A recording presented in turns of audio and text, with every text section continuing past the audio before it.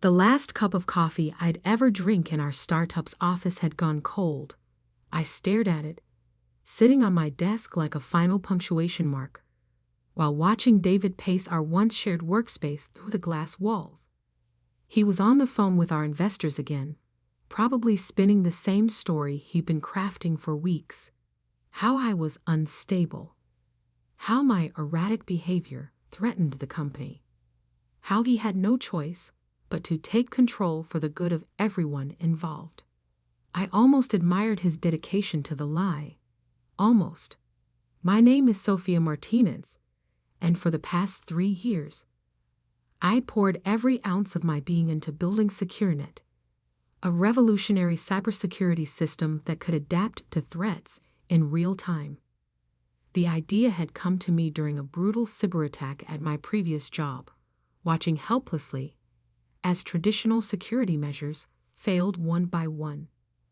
David had been my friend then. We'd met at a tech conference where he'd been immediately fascinated by my concept.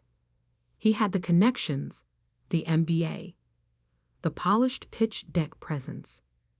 I had the vision and the coding skills to make it real. It seemed perfect. "We'll change the world," he'd said over beers the night we signed our partnership agreement.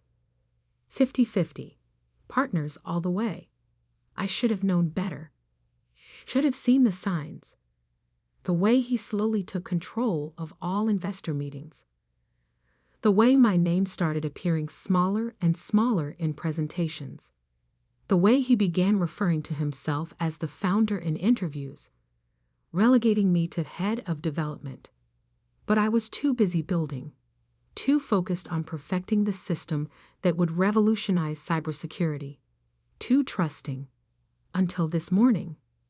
"The board has concerns," he'd announced, walking into my office like he owned it. Which technically, as of last night's emergency board meeting, he did.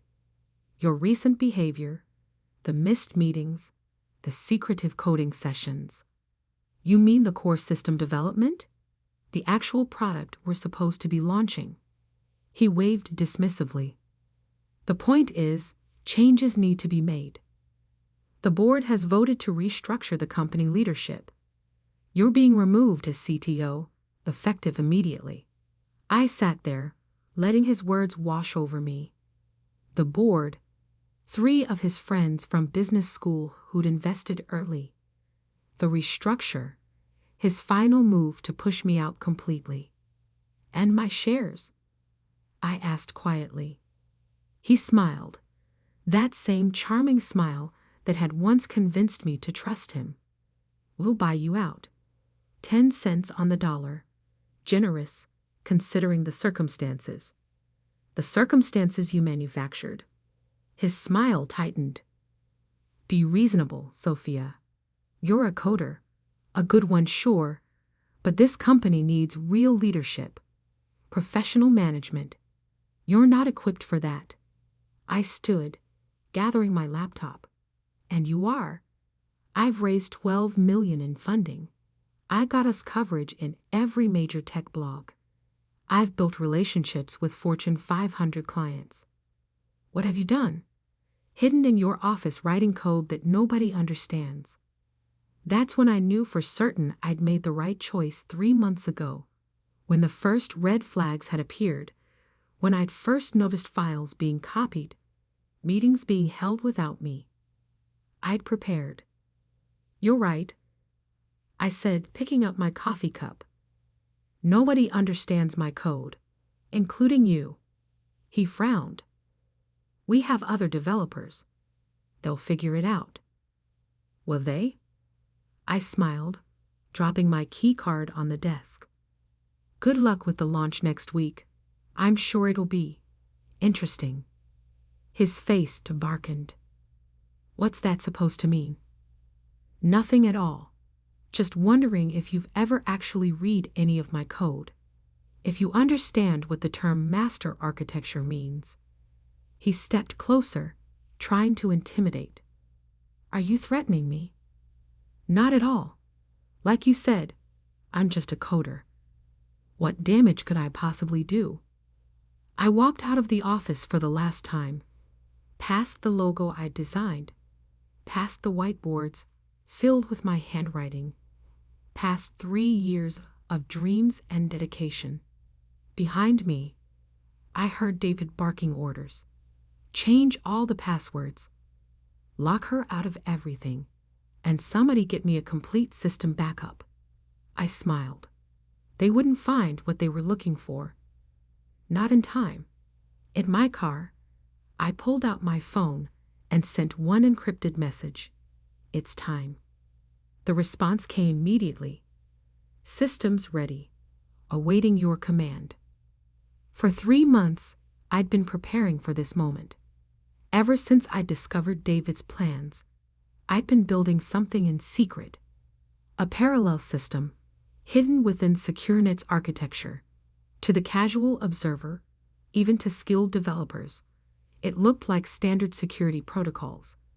But it was so much more. I drove home to my apartment, but not to the main living space.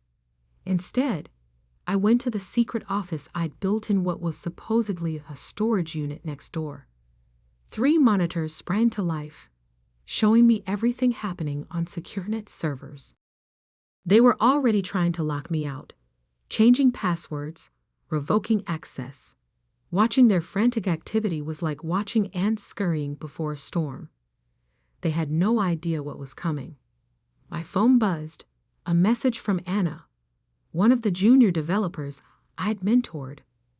Sophia, what's happening? David's going crazy, demanding we audit all your code before the launch.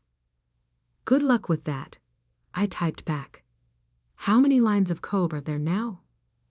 Over 2 million. It would take weeks to review it all thoroughly. And the launch is in 6 days. She sent back a worried emoji. Are we in trouble? Not you, I'd assured her. Make sure you document everything David asks you to do. Trust me. I turned back to my monitors, watching as David brought in an outside security team. They were good.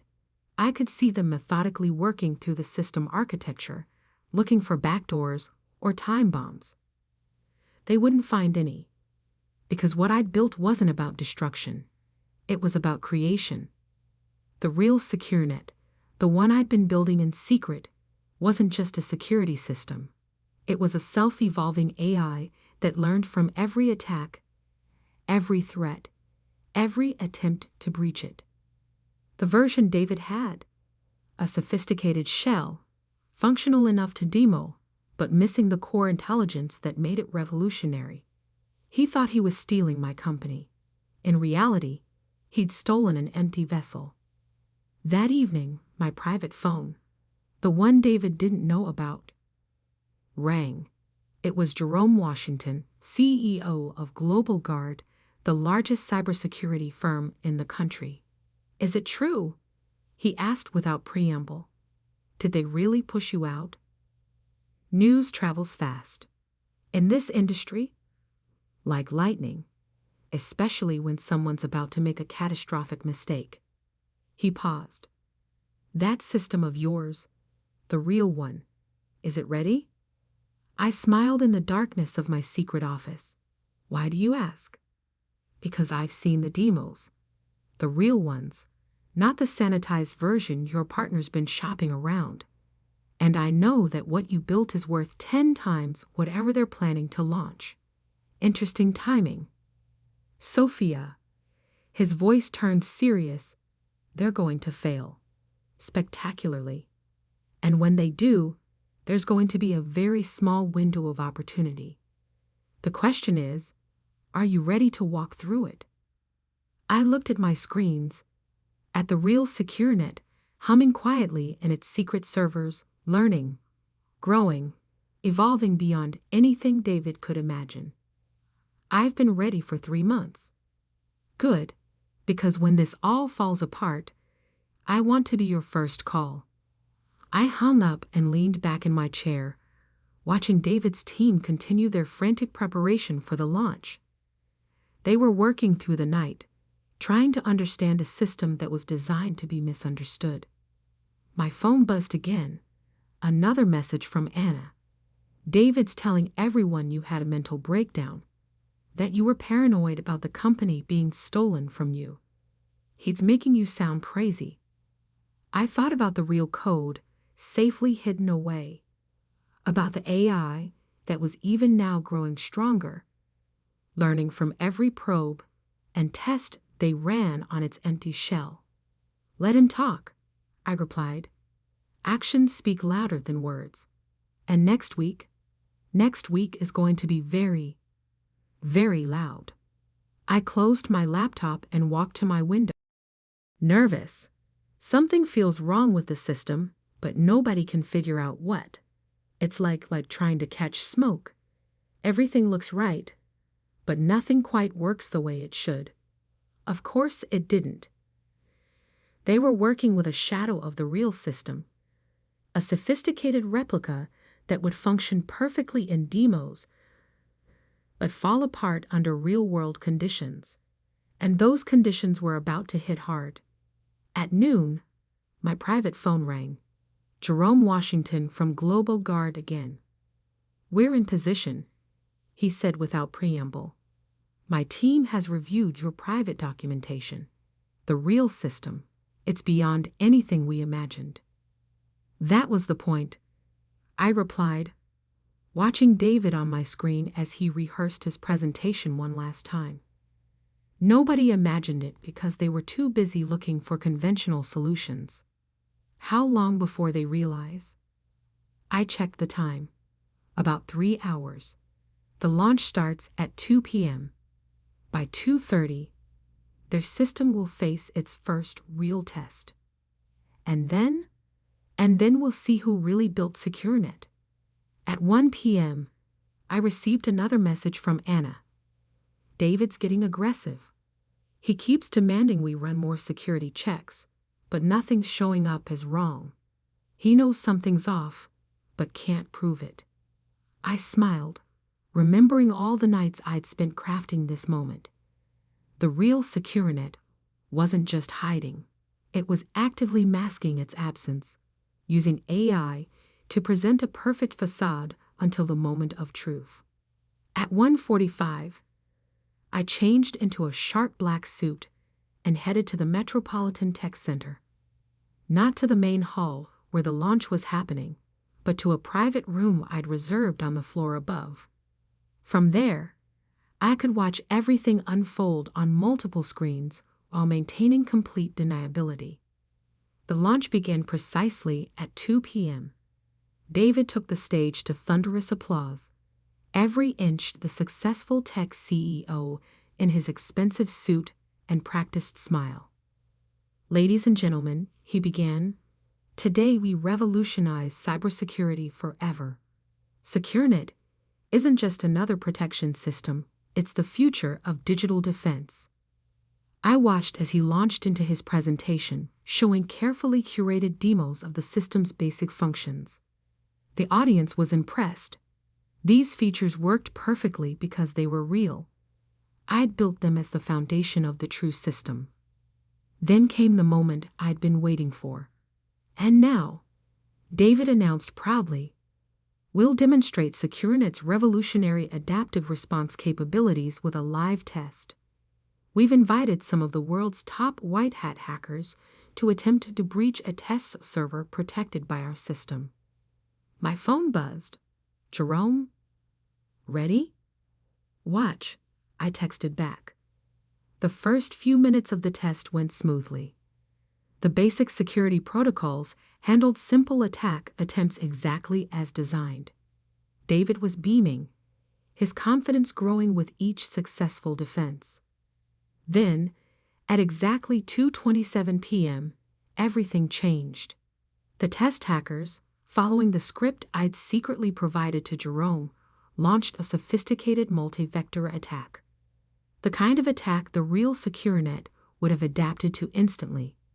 The kind that would expose the hollow shell they were actually running. At first, the system appeared to respond correctly. Then, like a house of cards in a gentle breeze, it began to collapse. Warning messages flooded the main display. Security protocols failed in cascading sequences. The beautiful interface David had been so proud of flickered and died. Minor technical difficulty, he announced, his voice tight. We'll have this resolved in a moment. But it wasn't minor, and it wouldn't be resolved. Because what was happening wasn't a system failure. It was the system performing exactly as I designed it to perform when someone tried to run it without the true core architecture. Anna's message popped up. Sophia, everything's crashing. Not just the demo system, everything. David's going crazy. I watched through my monitors as David's polished facade cracked. He was barking orders into his phone, demanding the development team fix something they didn't understand. Then came the whispers. I could see them spreading through the audience as tech-savvy observers realized what they were witnessing. This wasn't just a failed demo. This was a fundamental architectural collapse. At 2:45, David's phone rang. I knew who it would be, the first of their major clients demanding answers. Because the system failure hadn't just affected the demo. Every test instance they distributed to potential clients was showing the same behavior. Where's Sophia? I heard him demand into his phone. Find her. She has to have done something to the code. But I hadn't done anything to their code. I'd simply let them have exactly what they thought they'd stolen. A sophisticated replica that would work perfectly until the moment it needed to be truly intelligent. At 3 p.m., as David struggled to maintain control of the increasingly restless audience, I sent one message to Jerome. Ready for Phase 2. He replied instantly. Broadcasting now. Suddenly, every screen in the auditorium switched to a new display. Not the SecureNet logo, but a live demonstration of the real system, the one I'd been developing in secret. The one that was, at that very moment, effortlessly defending against attacks that had crashed David's version. The audience fell silent, watching in awe as the true SecureNet adapted and evolved in real time, showcasing capabilities that made David's presentation look like a child's toy. Ladies and gentlemen, Jerome's voice boomed through the speakers. I'm Jerome Washington, CEO of Global Guard. What you're witnessing is the actual SecureNet system, developed by its true creator, Sophia Martinez. David spun around, staring at the screens in horror as Jerome continued. While others focused on taking credit, Ms. Martinez focused on innovation. The result is what you see before you, not just a security system, but a true AI-driven adaptive defense platform. I stood and walked to the railing of my private balcony, finally letting myself be seen. The audience followed Jerome's gaze upward, and for the first time since this began, I locked eyes with David. He looked small suddenly, standing in the ruins of his stolen success. The system you tried to launch today, I called down, my voice carrying clearly through the hushed room, was never more than a shadow. A convincing replica, yes, but ultimately empty, because the real SecureNet was never about the code you thought you'd stolen. It was about the architecture only I fully understood. You sabotaged us, he sputtered. No, David, I let you sabotage yourself. Everything that happened today was the natural result of trying to launch a system you didn't understand and couldn't control. Jerome took the stage, smoothly taking control of the presentation. Global Guard is proud to announce our exclusive partnership with Ms. Martinez and the true SecureNet technology. We invite all interested parties to join us in the main conference room for a demonstration of what real innovation looks like. As the audience filed out, following Jerome's team, I watched David standing alone on stage, surrounded by screens showing the failure of his attempted theft. My phone buzzed one final time. Anna, the team just got the announcement. Global Guard is offering us all positions with the real SecureNet division. Is this really happening? It's happening, I replied. Hope you're ready to build something revolutionary. This time without hiding. I turned to leave, but David's voice stopped me. You planned this, he called out. All of it. You let me think I'd won. I looked back at him, feeling nothing but a distant pity. You wanted to steal a company, David. I wanted to build something that mattered. We both got exactly what we deserved. As I walked out, I could hear the excitement from the conference room where Jerome was showing what the real SecureNet could do. The system I'd spent 3 years building was finally being seen for what it truly was. Not just a security platform, but a new paradigm in digital defense. And David? He was about to learn that in the tech world, true innovation can't be stolen. It can only be built. One line of code at a time. 6 months after what tech blogs now called the SecureNet revelation, I stood in Global Guard's new innovation center, watching real-time displays of our system protecting networks across the globe. The numbers were staggering. Over 5,000 clients, including 80% of the Fortune 500, with a security success rate that made traditional systems look prehistoric. Another attack prevented. Maya, my new chief of operations, announced. The system adapted to the threat pattern before it even fully formed. The NSA wants to know how we knew it was coming. We didn't. I smiled, watching the AI's neural pathways reorganize on my screen. The system did. That's the beauty of true adaptive architecture. I picked up the latest copy of Tech Innovator magazine. The cover story read, SecureNet, the AI security revolution that changed everything. Inside was a smaller article. Former tech CEO David Parker faces federal investigation over intellectual property theft. Speaking of David, Maya continued, his lawyers reached out again. They're floating another settlement offer. I set down the magazine. Same answer as always. I'm not interested in settlements. I'm interested in truth. The truth had come out spectacularly in the weeks following the failed launch. David's carefully crafted image had crumbled as investors and board members turned on him, revealing a pattern of deception that went far beyond just pushing me out. He'd been cooking the books, making promises he couldn't keep, all while trying to steal something he didn't understand. But that wasn't my concern anymore. My focus was on building something bigger than revenge. The Innovation Academy applications are ready for review, Maya said, pulling up a new screen. Over 2,000 candidates for the first class. The Academy had been my idea, a program to identify and support overlooked tech innovators, particularly those who'd been pushed aside or underestimated. We committed $100 million to fund their projects and provide mentorship. Start with this one.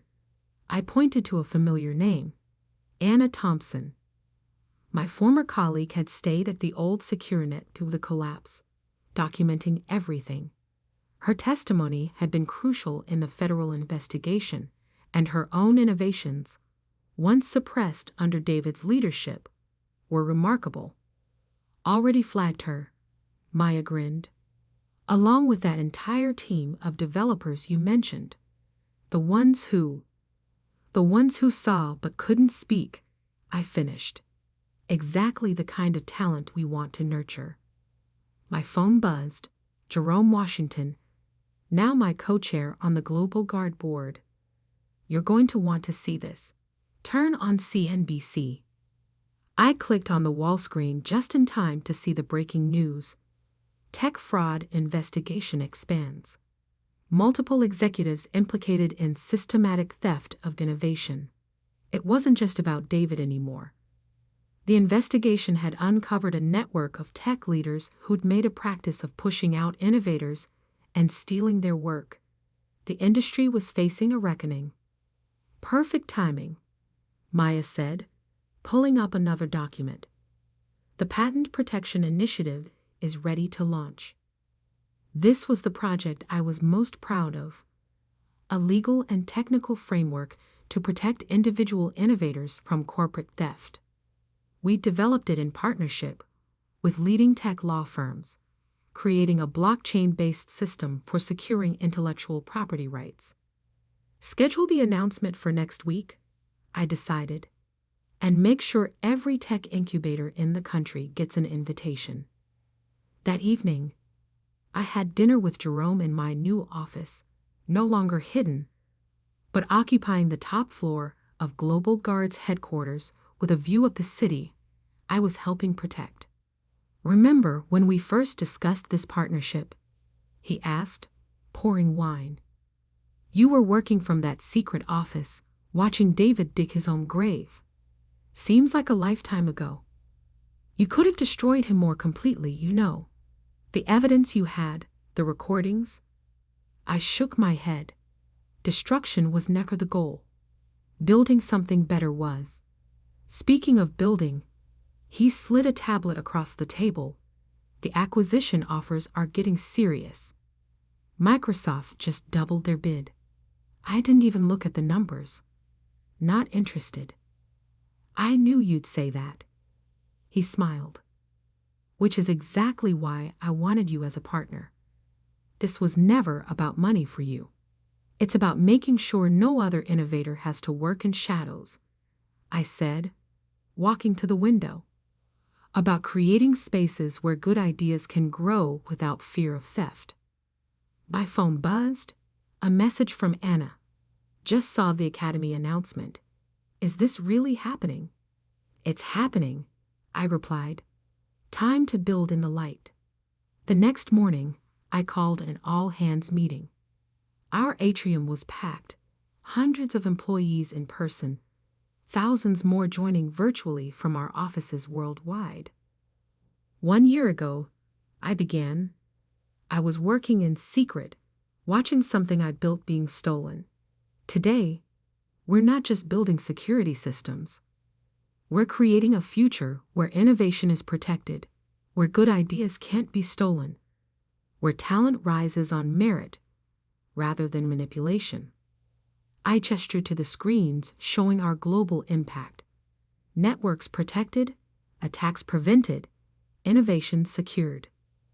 Starting today, every employee owns part of this mission. Stock options for everyone, from senior developers to support staff. Because real innovation comes from everywhere, and everyone deserves to benefit from what they help build. The announcement was met with thunderous applause. As I watched my team celebrate, I thought about the woman I'd been 6 months ago, working alone in that hidden office. That evening, as I prepared to leave, Maya brought me one final piece of news. David's company filed for bankruptcy. Their remaining clients all migrated to our platform. I thought about him, probably sitting in some lawyer's office, still trying to figure out how it all went wrong. Still not understanding that true innovation can't be stolen. It has to be nurtured, protected, allowed to grow. My phone buzzed. A message from one of our Academy applicants. Your story inspired me to keep building even when no one believed in my ideas. Thank you for showing us it's possible. I smiled, remembering exactly how that felt. Then I opened my laptop and began reviewing applications, ready to give other overlooked innovators the chance to build something extraordinary. Because sometimes the best revenge isn't about destroying what others tried to steal. It's about building something so magnificent that theft becomes impossible. About creating a future where innovation is protected and talent can thrive in the open. The next morning, I approved funding for 20 new projects through the Academy. As I signed the documents, I thought about David and all the others who thought they could steal success rather than earn it. But I wasn't building for them anymore. I was building for every person who'd ever been told their ideas were too ambitious, their dreams too big, their innovations too disruptive. And we were just getting started. Because success isn't just about proving thieves wrong. It's about proving innovators right. Again and again and again.